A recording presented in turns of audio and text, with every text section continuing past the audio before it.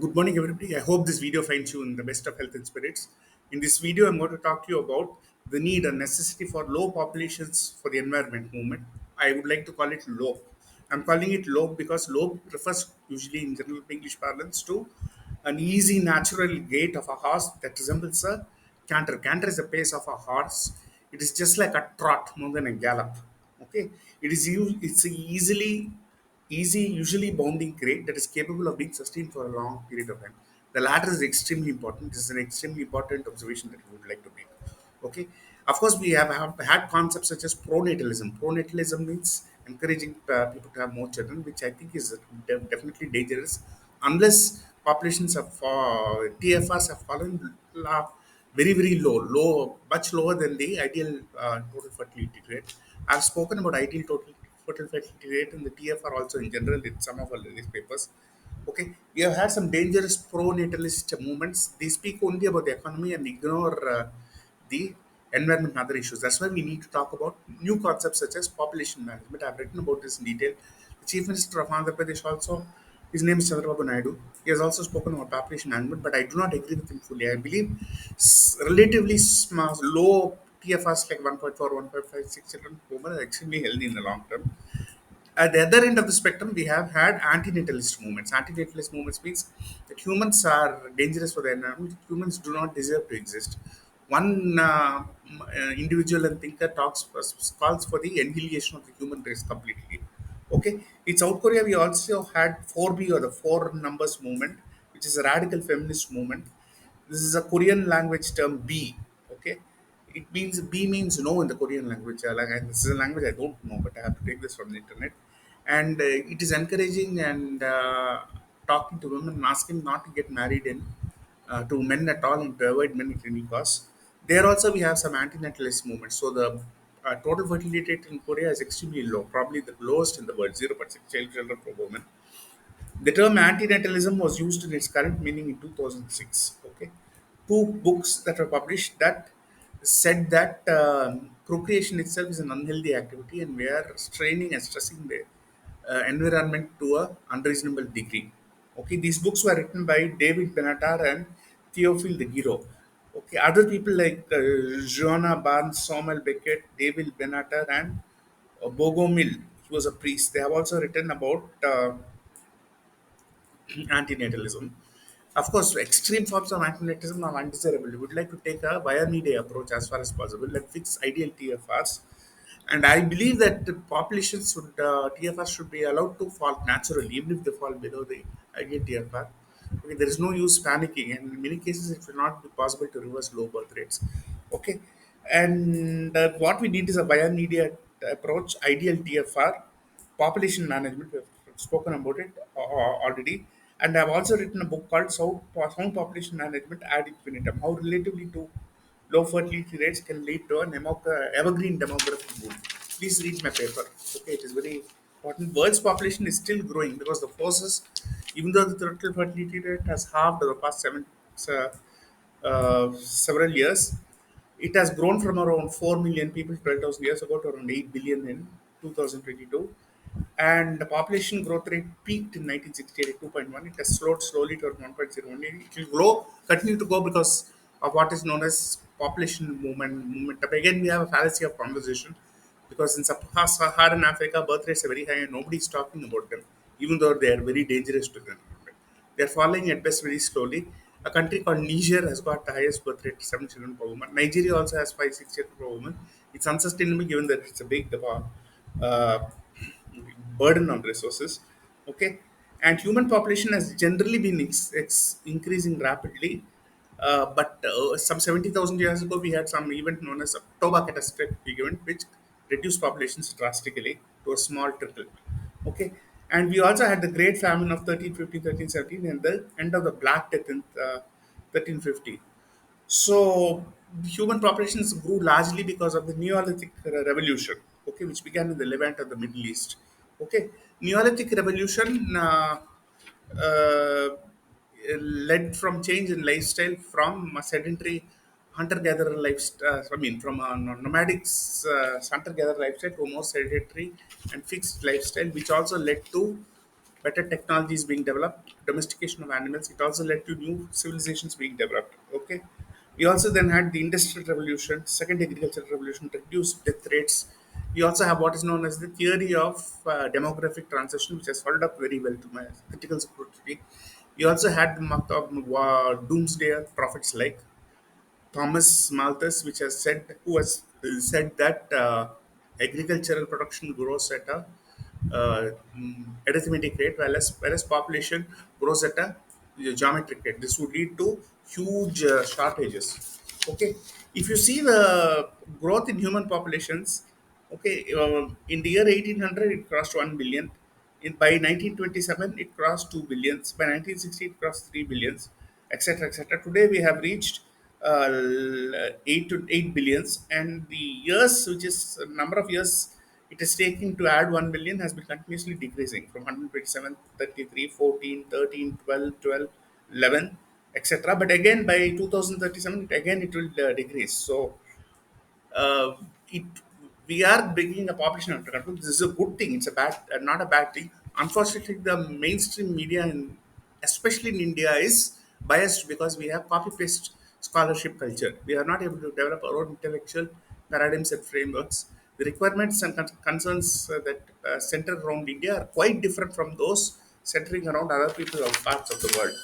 Okay, and the population growth can have lot of negative impacts. For example, increased demand for food, water, housing, electricity, energy, healthcare, transportation, ecological degradation, increased conflicts over resources. Okay, a larger risk for high scale disasters like pandemics, etc. There are some drawbacks of low fertility rate, smaller workforces, lower economic growth, but there are large number of approaches to uh, mitigate these and control these. I will talk about them subsequently in another part of this video. Okay, so there should be no copy paste scholarship. Each region has its own concerns and considerations. Why are we not worried about the population explosion in Africa? I told you Niger, Chad, Democratic Republic of Congo, Somalia, they have six plus children even now. We live in a demographically divided world. We need epistemic coherentism. I've written extensively in depth about extensive epistemic coherentism in a previous paper. Please read it. We need what is known as eternitism, the ability to think through solutions for millions of years. We need long term sustainability. We need omnimodism. We need to think about humanity as a whole. We need integrationism. Okay. Population management, the entire scenario has not yet been tightly integrated to the environmental movement. This must change, and population management must be brought into the center stage again of the environmental movement. The reason why this has not happened is birth rates in West are very low already, so they are not talking about this incessantly and continuously. They're not harping on this ad nauseum. But the requirements in India, where population density is high, India is also in a high risk zone climatically.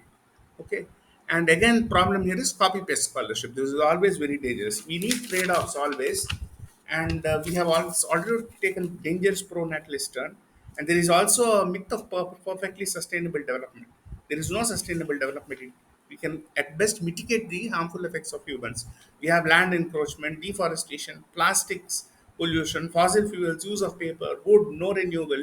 Even electric cars have their own environmental footprint. For example, read my book, Human Trusteeship of the Planet, Escalating the Environmental Movement to the Next Level, published in Google Books 2024.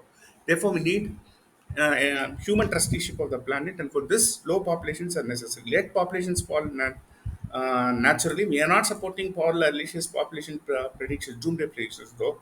People again resort to binary thinking. People think in bits and pieces. Theories of demographic dividend demographic return are only partly correct because there are many criticisms of the theory of demographic dividend. For example, composition fallacy. It does not talk about quality of human resources. We need quality of human resources. People with smaller children take care of the families better. Why are we not talking about quality of education? We need to improve the quality of education immediately. Why did we not create a ruckus when the population of India was exploding for so many decades? Okay, I have personally interviewed a large number of people. The quality of education is extremely poor, and children don't know even the basics. Instead of focusing on the quality of education and generating high quality resources, why are you trying to worry that the population is declining? This is again a copy paste scholarship. Same problem. India, this is the problem always. Why do birth rates fall? There are many reasons for this. Okay, there are 25 reasons, and birth rates will continue to fall. Let them fall naturally. Educated parents want to educate their children better so that they can reap material benefits and push their children up in life. Increasing women's rights, women's emancipation, and women's awareness. Keeping up in the Jonases. Okay, people do not. People want their status, children to have status in society, to value placed by society on achievement and accomplishment. Society frowns on people with more children. Increasing cost of education and healthcare. Increased or heightened family planning awareness arising from governmental or non-governmental programs. Increased or heightened environmental awareness, but this is tied to education level as well. Child labor laws that prevent children from working.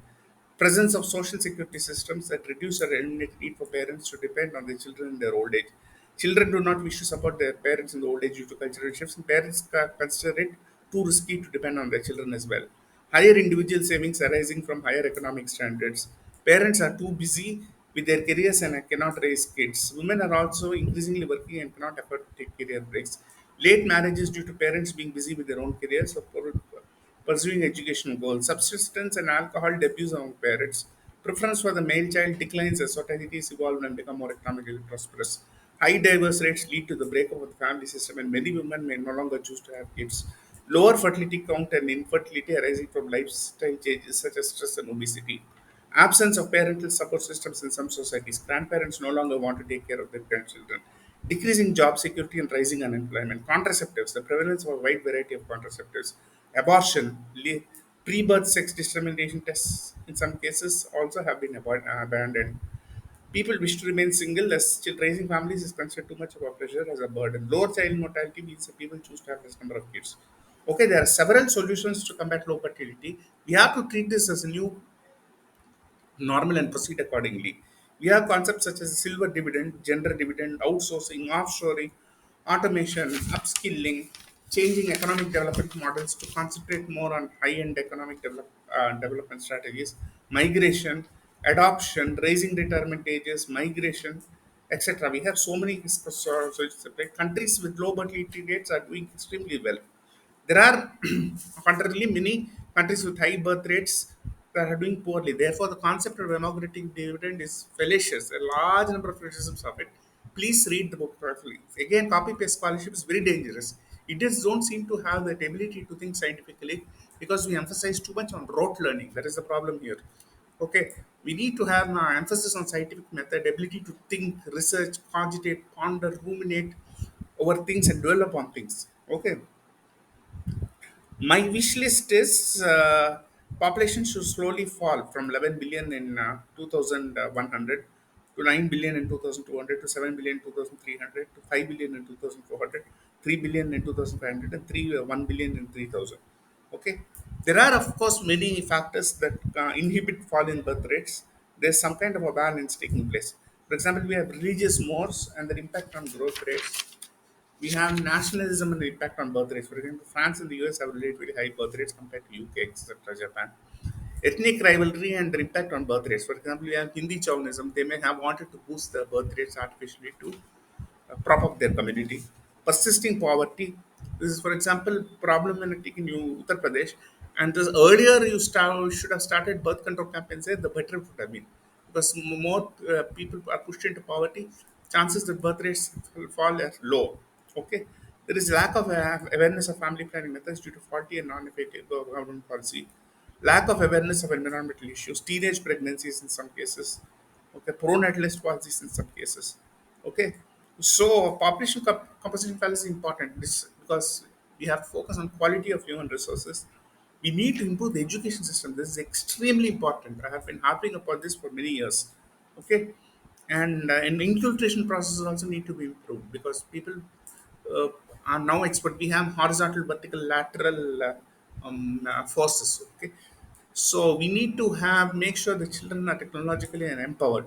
Okay, and education process is developed, and you cannot help because as people become wealthy and wealthier, they become more strain on the planet because they consume more resources. But how will you stop people from becoming rich? This is a natural process. So as a part of this, I would suggest that population. Uh, TFR rates of between 1.2, 1.3 to 1.6, 1.7 are very natural. Okay. Ideal TFR should be fixed based on popular density of a particular state, country, or region, including a consideration of interstate and intrastate variations, and current growth rate of population, environmental conditions, vulnerability and susceptibility to global warming. For example, countries like India and Maldives are consistently considered to be much more exposed to the dangers of global warming than countries that, such as Russia and China. Okay. The availability or non-availability of different times, different forms of natural resources, economic factors such as per capita, current or anticipated chances of doing would lead to low determinant. Geopolitical factors, for example, India is prone to migration from Bangladesh. And India is not in good terms with Pakistan also, which has a high birth rate. Okay, 1.3 to 1.7 children per woman is ideal from my perspective. Even if it falls below, let them fall naturally. It's not the government's job to try to boost birth rates. That is my opinion. And we have to treat low birth rates as a new normal, and we have to look for means, mechanisms to work around it. Thank you very much for giving me an opportunity to share my ideas. This is extremely important, foundational concept, civilizational concept, and it's extremely important for the survival of mankind or humankind. So we need to have robust thought policies and processes on this before it's too late. Again, people think only have binary thinking. They do not have a holistic picture. And again, copy paste scholarship is extremely dangerous. Thank you very much for giving me an opportunity once again. Thank you. Bye.